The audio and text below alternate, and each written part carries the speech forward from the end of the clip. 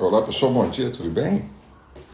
Estamos aqui mais uma vez, nosso devocional diário, às 7 da manhã, de segunda a sexta, o nosso Uma Coisa, um bate-papo rápido e descontraído sobre as coisas de Deus e sobre crescimento espiritual. Agora são 7 da manhã e hoje é quinta-feira, dia 16 de abril. Tudo bem, Ana Paula? Tudo bem, Adriana? Estela? Bom estar com vocês. Vanessa, Cris, as mulheres todas aí mais rápido, mais cedo, né? Isso aí. Lucilene, Monique, Ana Paula, bom estar com vocês. Agora sim, ó, Patrick também, Gleise, Priscila Goulart, Rosivone, bom dia, Giovanni, que bom estar junto com vocês. Vamos compartilhar o nosso devocional. 7 da manhã, 7h01 agora. Amém.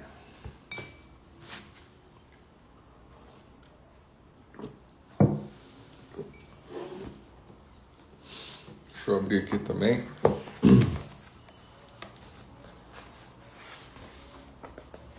Opa! Dessa vez eu não tive tempo de ler antecipadamente, mas já gostei aqui do título. É um tema que eu gosto muito. Tudo bem, Lene? Beth, Helenita, bom estar com vocês. Reginaldo, Rodrigo,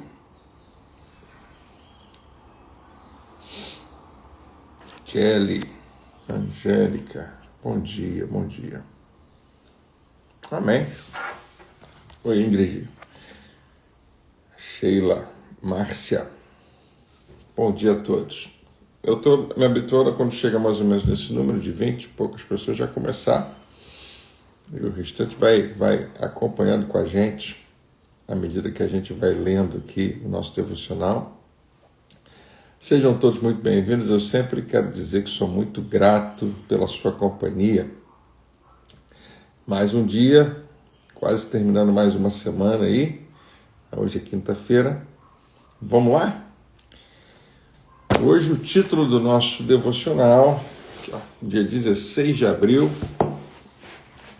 é Ajuda-me na minha incredulidade. Eu gosto muito desse tema. Né? Como é que a gente trata a questão da fé, da incredulidade. E aqui existe um texto onde alguém pede ajuda a Jesus nesse sentido. É Marcos capítulo 9, verso 24. Diz assim: imediatamente o pai do menino exclamou: creio, ajuda-me a vencer a minha incredulidade. Outras versões mais famosas dizem: eu creio, ajuda-me na minha falta de fé. A fé não vem da ignorância. A fé é baseada no que sabemos. Antes de confiarmos a outros algo que é precioso para nós, vamos procurar descobrir se essas pessoas são dignas de confiança. Esse pai estava pedindo que pudesse vir a conhecer Deus em uma dimensão tal que pudesse confiar que ele iria curar o seu filho. Esse menino vinha sendo possuído por um espírito mau desde muito pequeno. O pai não conhecia Jesus muito bem, mas tinha ouvido e visto o suficiente para se convencer de que, se houvesse alguma esperança para o seu filho, ela estaria no Filho de Deus. Em desespero, clamou a ele, a Jesus, por ajuda. A resposta de Cristo foi curar o menino. O pai desesperado tinha feito o certo em ir até Jesus com o seu problema, mesmo que estivesse lutando com a sua fé. Quando você está lutando para crer, esse não é um momento para evitar Cristo ou ter vergonha de sua dificuldade. Você nunca aumentará a sua fé por não ir até Jesus. O que Jesus quer é ajudá-lo na sua incredulidade. Ele pode não apenas suprir a sua necessidade, mas também lhe dar fé para confiar que irá prover para você.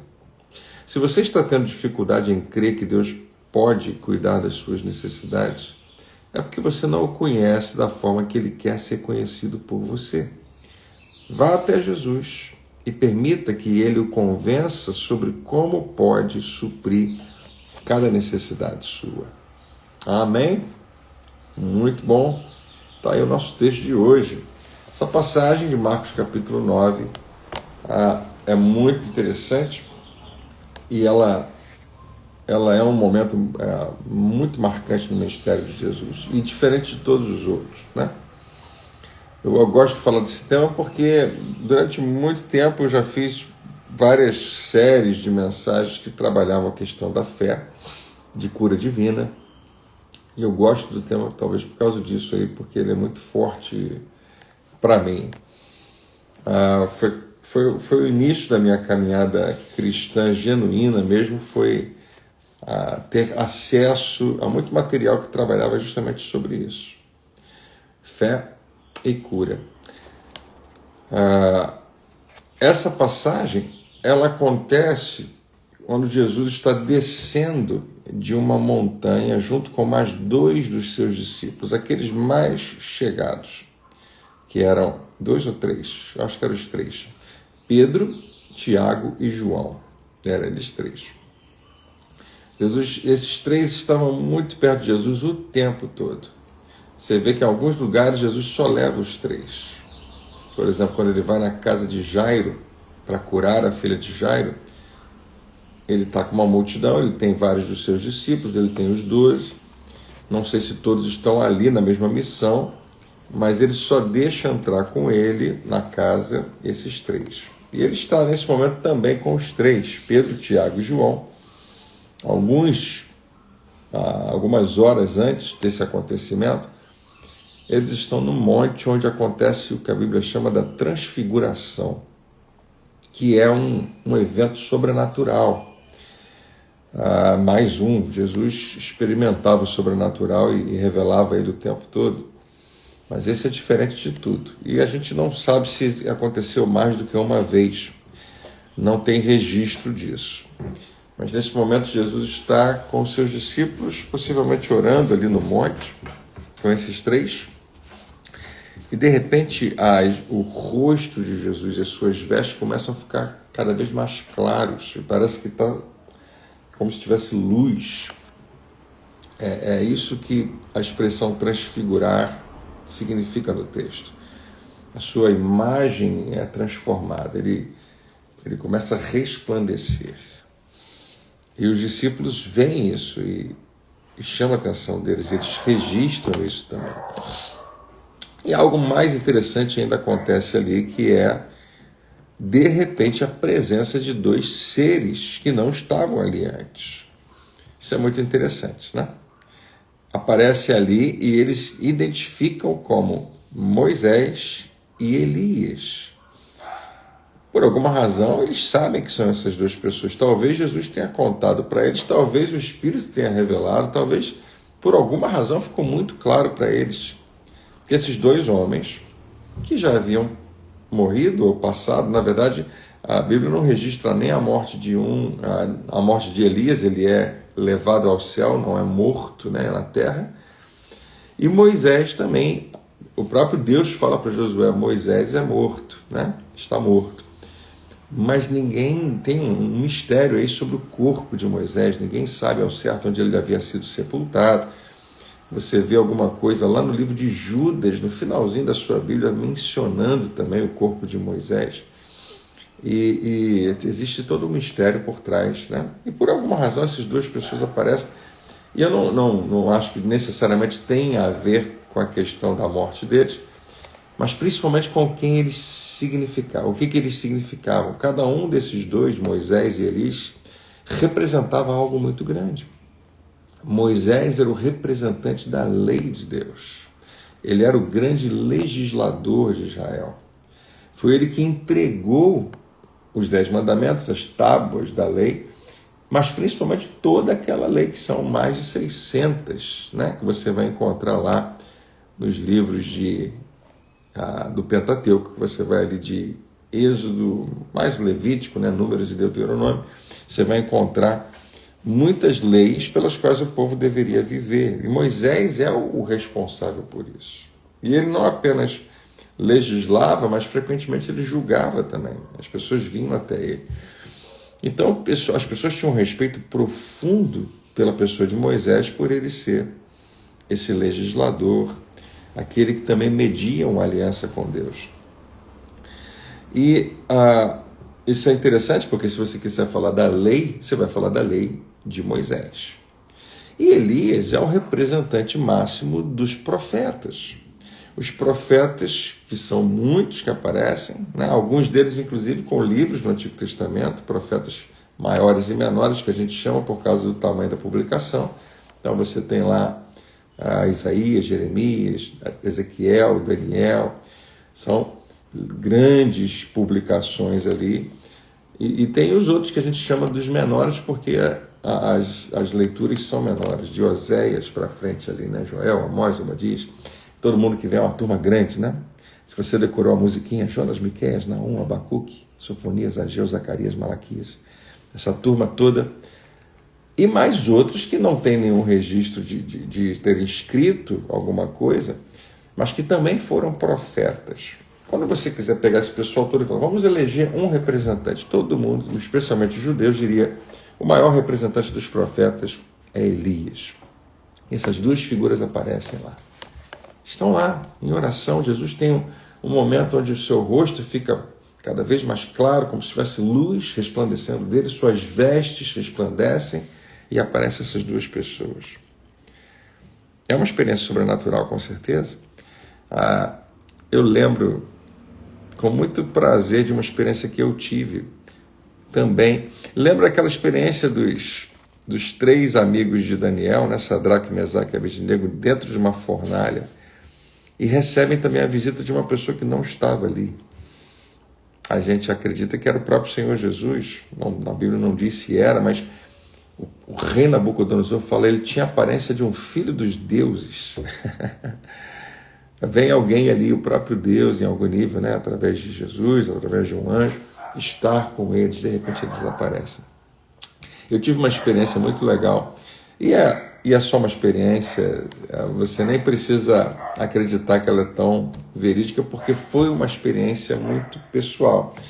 Eu, uma vez, num retiro, como ainda jovem, bem jovem, eu estava com mais 3 grandes amigos, a gente resolveu ir para um lugar bem escondido lá para a gente orar.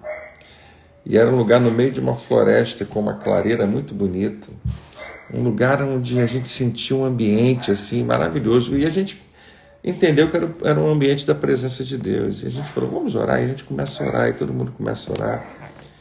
E no final, quando a gente terminou, um deles resolveu falar uma coisa que todo mundo falou, é a mesma sensação.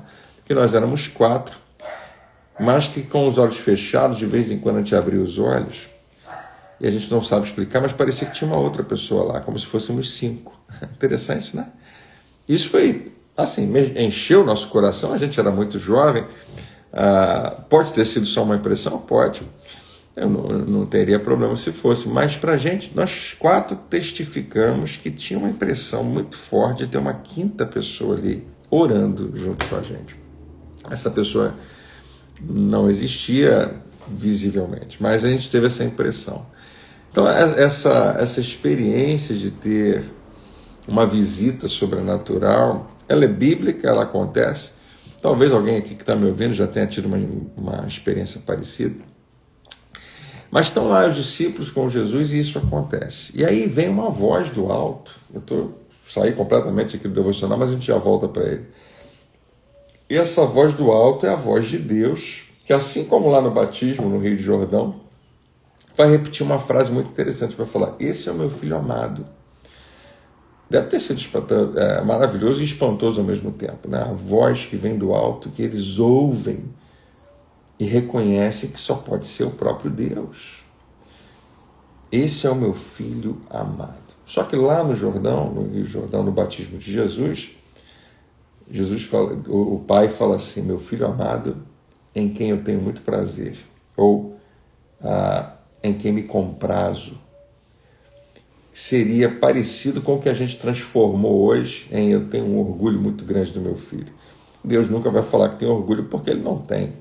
Mas é uma boa analogia para nós pais quando a gente fica muito feliz com nossos filhos. Então, essa voz de Deus fala, esse é meu filho amado em quem eu tenho prazer. E eu nisto o ministério de Jesus. Agora não tem uma grande multidão, eles estão no monte sozinhos. E Jesus e mais 3, aparece Moisés e Elias, um de cada lado.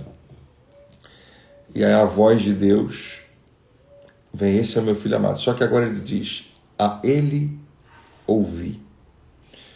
Ele dá um imperativo. Antes ele falou, eu tenho prazer no meu filho. Agora ele está falando com aqueles 3 homens. É a ele que vocês devem ouvir.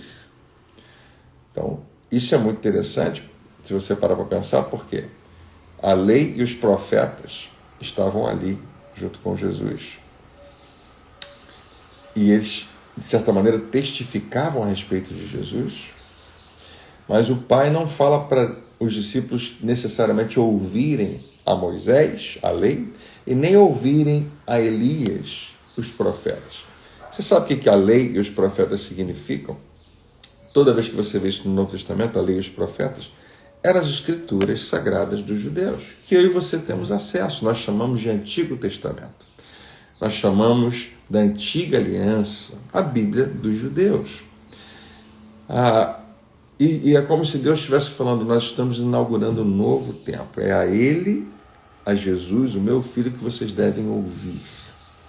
E realmente Jesus, no seu ministério, já antes desse momento da transfiguração, já tinha revolucionado muita coisa a respeito disso. Porque a lei de Deus estava terminando de cumprir o seu propósito, preparando o caminho para Deus, preparando o caminho para Jesus, para a nova aliança.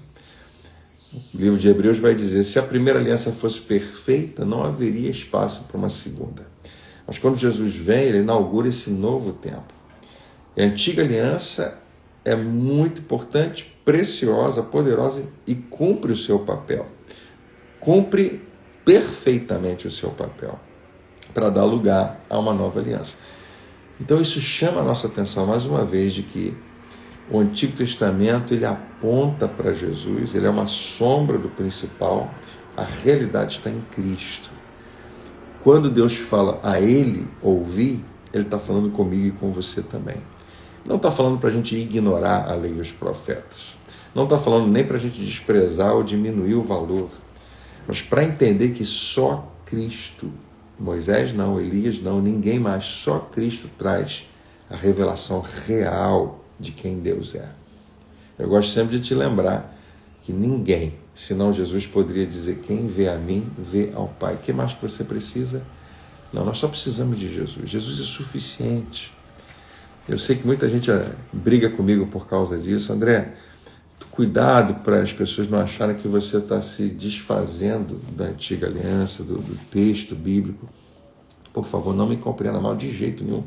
Eu prego, eu leio, eu medito, eu ensino a antiga aliança, Antigo Testamento, tudo ali é Bíblia, é palavra de Deus, é poderoso. O que a gente não pode achar que se compara à nova aliança, porque não tem comparação. Então é onde a gente tem que colocar os nossos pés bem firmados, porque senão a gente iguala Jesus a algo que ele não pode ser igualado, não tem comparação mesmo. Então vamos ficar com Jesus, ele é suficiente. Inclusive, eu acredito que muita gente no início da igreja, lá nos primeiros anos, quando não existia uma Bíblia escrita como eu e você temos, uma compilação que a gente chama hoje, né, da Bíblia, aqueles 66 livros, muita gente teve acesso a Cristo e foi salvo sem nem conhecer o Antigo Testamento, porque não era uma prerrogativa, mas teve acesso à realidade que é Jesus. Bom, tendo dito isso, esse é só o pano de fundo do milagre que estava acontecendo. Aí Jesus desce do monte e aparentemente a primeira coisa que acontece é esse episódio de ter uma comoção de pessoas, um burburinho, e muita gente, Jesus percebe junto com os discípulos que o clima não está muito bom. É um pai que está muito triste, muito nervoso, e na frente de todo mundo um filho se comportando como alguém que está possuído espiritualmente, uma possessão demoníaca, está tendo convulsões, está se jogando de um lado para o outro, se ferindo, se machucando. O pai conta a história desse filho e fala que ele já tentou se suicidar várias vezes, se jogava no fogo e deve ter se machucado, deve ter se queimado, se jogava na água para se afogar e dava um trabalho gigantesco para a família. É triste demais, né? Viver assim. Esse pai devia estar exausto, desesperado. E o texto nos faz pensar que ele realmente não conhecia Jesus. Mas alguém deve ter falado, olha, tem um homem aí. E cadê ele? Ninguém encontrava, ele estava lá no monte. E esse homem chega para Jesus e fala, agora que ele desce, mestre, ele suplica, me ajuda. Aí ele fala, eu pedi aos seus discípulos que curassem o meu filho, mas nenhum deles conseguiu. E nesse seria um ótimo momento para Jesus falar, não, isso aí eles não sabem não, só eu. Mas Jesus não menciona necessariamente que eles não podem fazer. Ele já tinha dito e vai dizer outras vezes, olha, as obras que eu faço vocês também podem fazer. E eles já tinham feito várias. Mas alguma coisa acontece. E aí, nesse texto que se repete 3 vezes nos evangelhos, você vai encontrar ele em Mateus, em Lucas, existe a expressão que essa casta só se expele com jejum e oração. E isso tem um lugar muito importante. O jejum e a oração fortalecem o seu espírito. Não é como a gente fala sempre, algo que você fala, vou jejuar para Deus fazer isso, fazer aquilo. Não funciona assim. Mas eu vou jejuar para fortalecer o meu espírito, para me desligar um pouco mais da minha carne, para dizer não para mim mesmo. E Jesus menciona que isso é poderoso naquele lugar. Mas, quando os discípulos perguntam, por que a gente não conseguiu expelir aquele demônio? Jesus responde imediatamente, olha, por causa da pequenez da vossa fé. Porque vocês têm uma fé muito pequena. De vez em quando ela é grande, né? Mas a maior parte do tempo ela é muito pequena. A sua capacidade de confiar é muito pequena. E, queridos, essa é a resposta. Essa é a resposta para tudo. E o jejum pode te ajudar a chegar lá. Os discípulos estavam frequentemente discutindo entre si para saber qual deles era o maior. E eles, de vez em quando, não sabiam interpretar as verdades espirituais que Jesus estava falando, eles só conseguiam interpretar na carne. Tudo que Jesus falava, eles não entendiam direito, né? Eles estavam aprendendo. Jesus não estava criticando eles, Jesus estava falando, vocês estão no caminho. Mas a fé ainda é pequena. Eles não estavam prontos para compreender tudo aquilo ali. Bom, o milagre acontece. E fica essa frase muito forte aqui, porque Jesus é interpelado por esse pai, que não o conhece tão bem, diz assim, se você pode, imagina você dizendo isso para Jesus, se você pode, se você é capaz, se você tem o poder, me ajuda, faz alguma coisa. E Jesus não fica ofendido com a palavra, mas ele devolve para aquele homem uma responsabilidade. E ele faz isso com você também e comigo. Ele fala, se posso. E aí tem várias interpretações, porque não tem uma interrogação em alguns textos, algumas pessoas acham que tem, mas não tem. Jesus não fala, se posso, não, se posso. Ele está voltando para esse homem. Né? Aliás, desculpa, a maioria das traduções diz, se podes, se você pode crer. Então alguns vão dizer, Jesus, se você pode, Jesus dirá se você pode, como quem está apenas citando a mesma expressão que o homem falou. Mas eu acredito que Jesus está dizendo para ele, se você puder crer. Se pode, tudo é possível ao que crê. Ou seja, de um jeito ou de outro, fé está muito envolvida aí. Vou repetir para você. O se pode, que aparece depois, pode ser Jesus dizendo, você está me perguntando se eu posso? Claro que eu posso. Né? Outra expressão, e a gente não vou fechar isso com você e dizer qual que está certo, existem as duas, no mínimo, Jesus está dizendo para ele, se você pode, não é se eu posso. Porque o meu poder, né? Em todos os milagres de Jesus, o poder dele é imutável. nunca fica menor, nunca fica maior, é sempre pleno. Então o poder está resolvido. Se Jesus pode, a pergunta é se eu posso crer. Eu gosto sempre de lembrar você que Jesus frequentemente diz para a pessoa que foi curada ou que vai ser curada: seja feito conforme a sua fé. Se você for capaz de crer, e até onde você é capaz de crer, vai acontecer de acordo com a sua fé. Então a grande variável sempre é a fé do indivíduo. Não é o poder de Deus. O poder está sempre invariável. Não é a vontade de Deus, sempre invariável. Ele sempre tem a mesma vontade. Ela não fica mudando. Se Deus muda de vontade, muda de opinião, como é que você vai confiar nele? Como é que você vai acreditar na fidelidade dele? É uma pena que tem tanta gente que acredita que Deus de vez em quando quer uma coisa e de vez em quando quer outra. Não, a vontade dele é boa, perfeita, agradável e explícita na sua palavra. O que ele quer está escrito. E se você não souber o que ele quer, ele pode revelar para você. Mas uma coisa que ele quer que você saiba é que ele quer que você confie nele. Isso ele quer. Então eu vou acreditar mais nessa segunda opção, que Jesus devolve para o homem e diz: olha, se você puder crer. Aí o homem fala: eu creio, Jesus.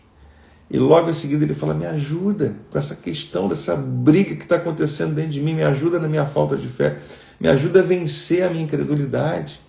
Porque ao mesmo tempo que eu creio no meu coração, o que os meus olhos estão vendo, as circunstâncias jogam muito contra. Eu acho que é isso que a Bíblia chama do bom combate da fé. É quando tudo diz que não. É quando tudo que você está vendo, e tudo que você está pensando, e tudo que você está sentindo, não te ajudam. Vão contra aquilo que você crê. E você continua crendo. E você continua confiando. Na verdade, o que está acontecendo com alguém aqui? As circunstâncias ao seu redor estão dizendo o tempo todo: esquece, não tem jeito. O pai está vendo aquele filho ali, há anos naquela condição, e agora ali, no pior, uma situação tão horrorosa, se jogando de um lado para o outro, parece que está com o rosto desfigurado, porque tem um espírito que está oprimindo a vida dele. Talvez ele esteja possesso, talvez seja uma crise, talvez esteja tendo uma convulsão. Mas a Bíblia fala que existia um espírito ali. E o pai olha para aquilo e fala: os meus olhos não conseguem acreditar. Mas Jesus, eu consigo confiar em você. Queridos, esse é o convite de Deus todo dia para você. Apesar do que você está vendo, apesar do que você está sentindo, ou seja, apesar das circunstâncias e do que elas provocam dentro de você, Deus ainda assim te fala: confia em mim. E o menino é curado. Jesus manda o demônio embora, sem muita conversa.